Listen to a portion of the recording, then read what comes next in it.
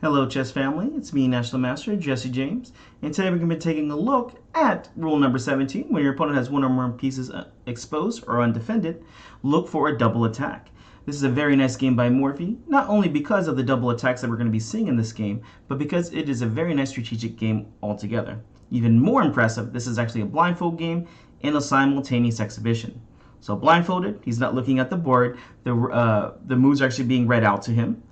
And also, it's a simultaneous exhibition, meaning he's probably playing about 10 games at one time, all blindfolded. So the fact that he's able to do this strategic masterpiece and also find these double attacks, just amazing. Here we go. Let's take a look. We start off with e4, e5.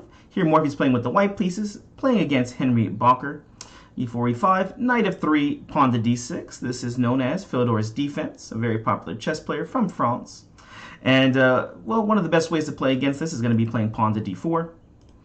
E takes d4. And here, of course, the simple move knight takes d4 is one of the most popular ways to play and definitely gives white an advantage. But in this game, Morphy plays a slightly offbeat little strategy, or what's it called, system, and plays queen takes d4. I've actually seen this and start championing it behind him because, well, it's a very interesting idea, and it does throw a lot of these players off, at least if it's the first time they've seen it. Black played knight to c6, and the idea of this opening for white is we're going to try and get as much development as possible. So what does white play here? Of course, we don't want to move the queen, so we pin it.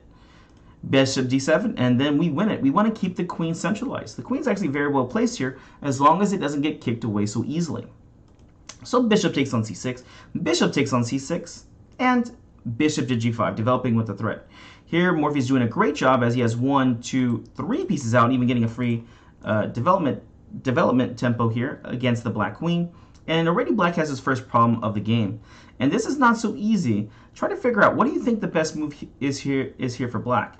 We have f6, we have knight f6, knight e7, bishop e7. Maybe just move the queen away. So there's a lot of different moves here, and only one of them seems to be the best, at least as far as computer is saying. Which one do you think it is? In the game, Morphy's opponent plays f6, which is just quite a terrible move here. Yes, it does attack the bishop, but now it's in the way of the knight's best square, which was f6. And, well, look at these pawns on here on the dark square. This dark square bishop is just not going to be happy. So f6 got played, but definitely wasn't the best. What are some good options here for black? Believe it or not, this knight f6 move is actually not so bad. Here, white should just continue with development and just play something like knight c3, being in the pin, but again, white has very good development. Black does have the bishop pair, although it is going to take a while for black to get this bishop into the game. Of course, if you're thinking about bishop takes here, it is actually not the best. Although, again, your opponent has to realize this. After the simple queen takes f6, queen takes f6, g takes f6, yes, these double pawns are terrible, but black has the bishop pair and is able to get rid of it with this classy move of pawn to f5. Oof, already I'm not liking this position, and black is already negative 1.1 here. Already up extra pawn here, which is pretty cool. Okay, so what do we play then? The move that the computer recommends, which is even, is bishop to e7, believe it or not. It's a very nice idea combined with the last move we just saw. So of course we see that bishop e7 is a little risky because g7 is falling, but we're going to get the pawn back, plus we're going to get that very good development. Well, the queen will take on g7 because, you know, why not?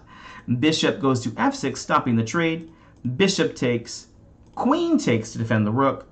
And, well, queen takes back, and knight takes. And again, here we see a very nice development here. Black is going to be winning back the pawn, and they are actually the ones with better development. Again, this is easier whenever you know the lines. That's why this is a very nice offbeat opening to throw off most of your opponents. All right, well, anyways, in the game, black played pawn to f6. Simple chess, let's just move it back. Bishop h4. Black played knight h6. Usually a knight to the rim is grim, but in this scenario, when the knight goes to h6, it's possibly looking going to f7, maybe e5 in the future. All right, let's keep up our development. Knight c3. For those of you thinking, hey, we should just castle, that is definitely a good idea, but remember, whenever you have so much development and, well, your opponent does not, there's really no need to castle right away. We're keeping it flexible. If you want to be a stronger chess player, always give yourself more options. We don't know if kingside castling is best or even queenside yet. So I very much like this move, knight c3. You can see the back row is empty, and Morphy is able to castle kingside or queenside, keeping his opponent guessing. All right, Black's ready to develop the next piece. Of course, he's going to develop his bishop. Not too hard of a decision here. Only one square to move to. Bishop e7.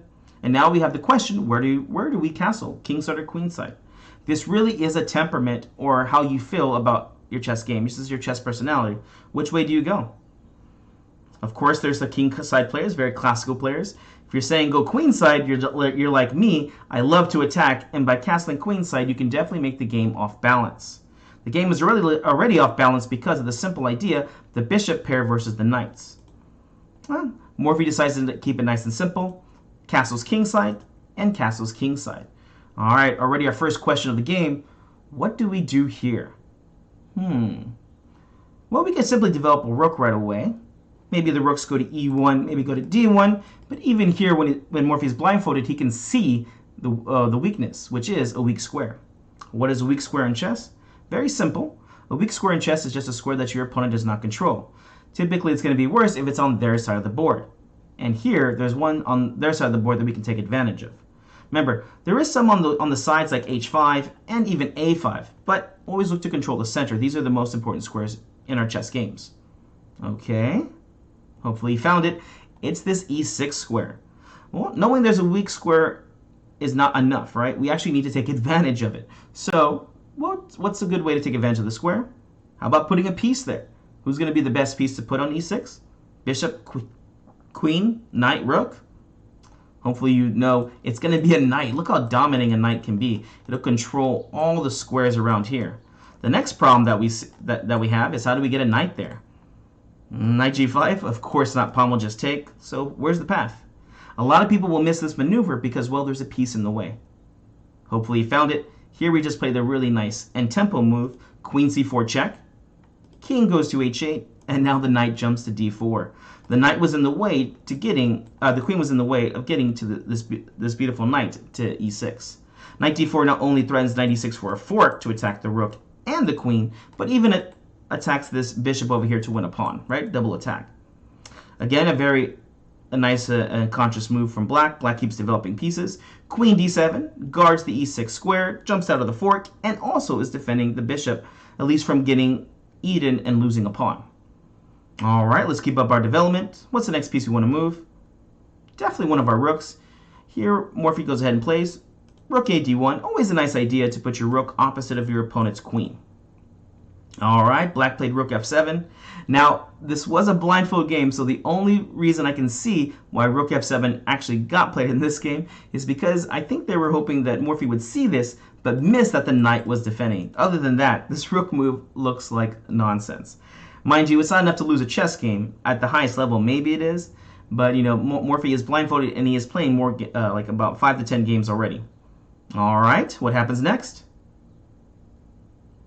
What should we do? Well, the e6 square is a good square to put our knight. We don't want to drop it there too soon, just because if you drop it there fast, well, the queen's the only defender here. We want to make sure that that square is ours and it can be maintained over a long period of time. Who's a very good piece to control a square over a long period of time? They don't move too often. They move very slow. Of course, it's a pawn. So here, simple chess, f4, f5 is the plan to put the knight there. Again, for instance, if you play something like knight e6, unfortunately you just lost the game. Pawn b5, and now we see the queen is going to be getting kicked off this diagonal. Queen b3, and look at this amazing move right here. Pawn to b4, just taking advantage of everything right here. And here, you can't go to knight to d5 as well. This piece is just undefended now. So the knight has to go to e2, and black is just creating beautiful counterplay over here. It's a very nice idea.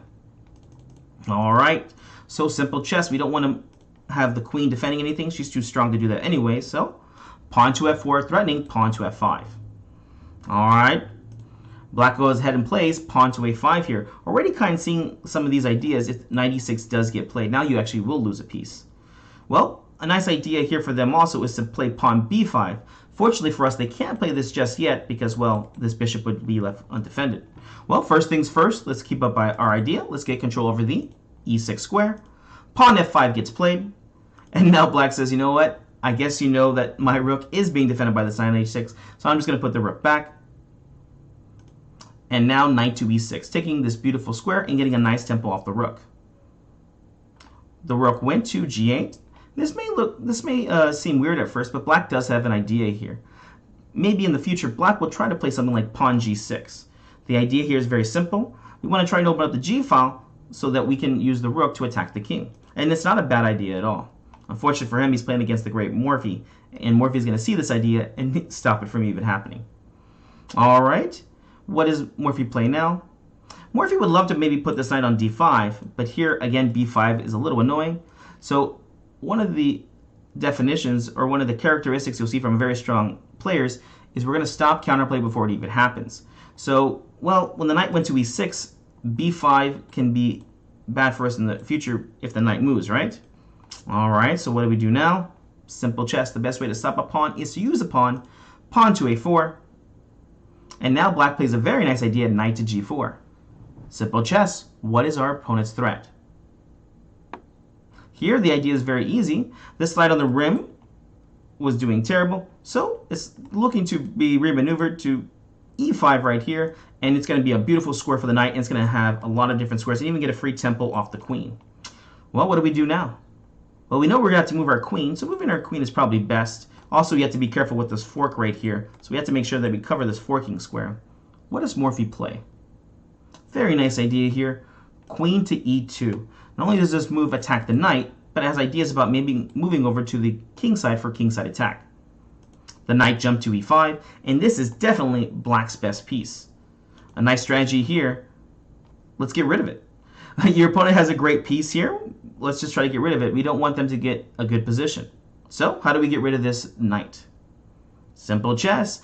Bishop g3. We're just going to use this bishop. Wasn't doing too much here on the side, and really there was not really a good diagonal for this bishop right now. So bishop g3, and we're threatening just to take the knight. There really is no good square to move the knight to. Maybe knight f7 could get played, but I mean, if you have to put your knight to f7, how great is your position doing anyways? Here, black plays a very similar idea, queen c8. Now, this is cool. A lot of times in your chess game, when you make a plan, your opponent will actually copy your plans. So with that being said, what is the idea of queen c8? This looks weird to a lot of people. Well, hopefully you spot the idea. Here, Morphy said, you know what, I'm going to get rid of your good knight. So black said, you know what, I want to get rid of your good knight. So here, with this move, queen c8, he's threatening bishop to d7 to take the knight on e6. Okay, well, let's finish up with our plan first. Bishop went to, bishop takes on e5, getting rid of this great knight. Pawn takes on e5, d takes e5. This is a move that not many people would say is good. Shouldn't we try to take back with the f pawn over here? This is definitely not the best move for black as well. This bishop's just going to be, conquered. It doesn't really do anything on this diagonal. So here, we should definitely be looking to try and take with the d pawn, as this opens up the bishop. Especially if we can get rid of this knight, the bishop can go to c5 check, and it's going to be on this beautiful diagonal. It's going to be doing a very good job by attacking. Okay, so rook f3 gets played. This is a very nice move. This is a rook lift, or Capablanca's rook, looking to come on top of the pawn. So here we have two good ideas. We can go rook h3 for a kingside attack, or maybe go to rook d3 to double up our rooks. Two great ideas with one single move. Black didn't see the idea, plays bishop d7, and now here comes a beautiful combination. Morphy plays the beautiful rook to h3. Okay. Again, if you're not thinking ahead, you're going to lose this game very fast. If you took on e6, you just lost the game. White to move and checkmate in 2. Can you see it? Hopefully you spotted it. Rook takes h7 check, king takes, and then queen h5 checkmate. Okay. You're playing an opponent that's a little bit smarter than that. He sees this threat and goes ahead and plays pawn to h6. But remember, look for the double attacks. White to move and win yet again, using the exact same kind of idea. All right, hopefully you push pause, or maybe you're just going to watch the show. What does Morphy play here? Here the double attack is queen to d2, and now black is just lost. What does this move do? Well, hopefully you see the simple threat with the queen and rook on the d file. We're threatening to take on d7 right here, winning a piece. The other idea, hopefully you see it. Rook takes on h6 check, pawn takes, and then queen takes for checkmate. How beautiful would that be? Of course, checkmate takes precedence, so black went ahead and played king h7, and now we just go ahead and take the piece over here. Well, black probably should just trade queens right here, but decides to be a little bit fancy and plays bishop to d6. And now Morphy does that Morphy thing. He finds a forced checkmate. If you want to, you can push pause and see if you can calculate the whole thing out. Okay, here we go. Remember, if it ain't check, it ain't right. Here we go. Rook takes on h6 check. What a beautiful move. Of course, pawn cannot take because, well, this is being pinned. So, king takes on h6. And now another stunning move here. Rook to d3. How beautiful is that? Even the blindfolded Morphe can see this. Beautiful queen sacrifice for the checkmate. Here, black played king h5, but for those who are interested, queen takes d7 leads to just a simple checkmate of rook to h3. Here you see the knight does a very good job on of controlling g5, and the f-pawn controls on g6. Ugh, cornered yet again. So, black tried to be smart, played king h5, but again, this is just a forced checkmate. Queen f7 check got played. King to h4, rook h3, king g4, and now checkmate in 1. Hopefully you see it. Queen to h5. Another beautiful game by Morphe, showing his blindfold skills, but still demonstrating, remember, when your opponent has one or more pieces undefended, go ahead and look for that double attack. It's going to help you win plenty of chess games with this simple idea. I'll see you guys in the next one.